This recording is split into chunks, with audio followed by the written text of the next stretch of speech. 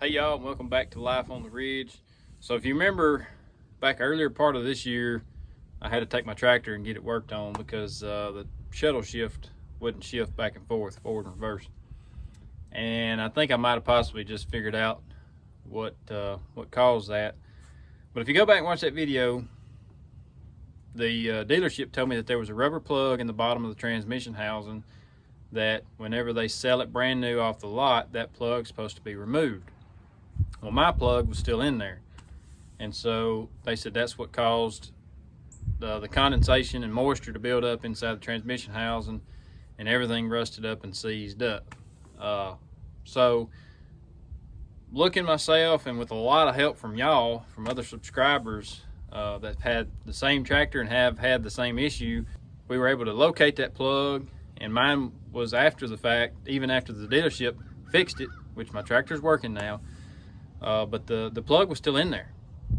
And so another subscriber out of Alabama, he's got the same tractor, and he found two plugs, and there's one in the side of the tractor right in this area over here, and I'm going to show you.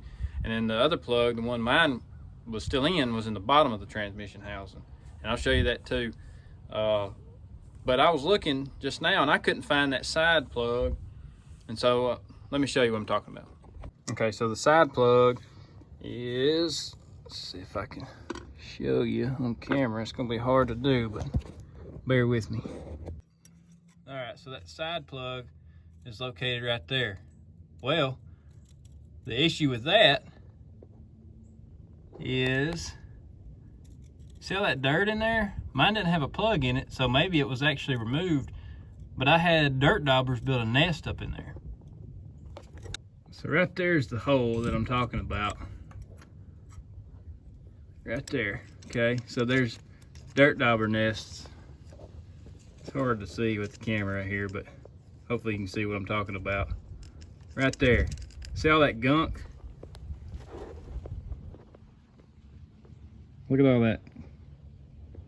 That was in the hole. So I'm thinking maybe that's what caused my tractor to start having issues, because that hole right up there was plugged up. Now, just for reference, I'm on the right side of the tractor, lay down, and this is where the brakes go into the tractor. There's two bolts. And right there's the plug, or the hole. This other hole is not so easy to get to. I'm laying on my back. This is the drive shaft. Right there is the other hole, okay? So you got your drive shaft, I hope you can see, but you got your drive shaft here. And right underneath this little skid plate deal is the other hole, and that had a rubber plug in it, and I stuck that little pick up in there and moved it around, and this rust and all kind of junk fell out. And you can see the condensation building up. It is a very humid day here in Mississippi, and so that would make sense. If it's moisture's building up and it's not able to drain out or get air in there to dry it out, then that right there would cause the issue. So I ended up taking this rubber plug out and leaving it out. Well, actually I took it out and set it on my tractor, and then it fell off and I couldn't find it. And so I actually lost this plug, but I'm not in any mud or water or anything like that. And so I don't see the need in keeping it up in there. I'm just gonna really keep a check on this hole and the side hole to make sure that dirt daubers don't build back up in there. But like I was saying, that subscriber from Alabama, he actually was having the issues with the shifting hard, and I wish I would have tried this, but you live and you learn, and lesson learned on my part. But he actually took the side plug out and sprayed a whole can of PB Blaster up in it, and then took that bottom plug out, and it drained out of that bottom plug, and he said that freed everything back up. So maybe mine may have been too far gone to do that. I don't know. I wish I would have probably tinkered with it a little more. Couldn't have made anything any worse, I don't guess. But there's actually a dirt dauber nest. I knocked it out before I started this video. It was really, I was picking at it. There's a bunch of dirt in it, so I'm gonna actually take a can of WD-40. That's all I've got with me. Spray it up in there, and probably gonna spray some. Take the air hose and spray up in there too, and see if I can knock some of that dirt dauber nest loose. But I wanted to share this with y'all in case there's anybody else having this issue. And if you have any issues or any questions, you can email me. That's what most everybody that has reached out to me on these tractors, or Facebook Messenger on Life on the Ridge page. You can send me a message on there. Which reminds me, if you don't follow us on Instagram or Facebook, go follow us on there. We don't always post a lot, but that's another way to contact us and follow us on there. But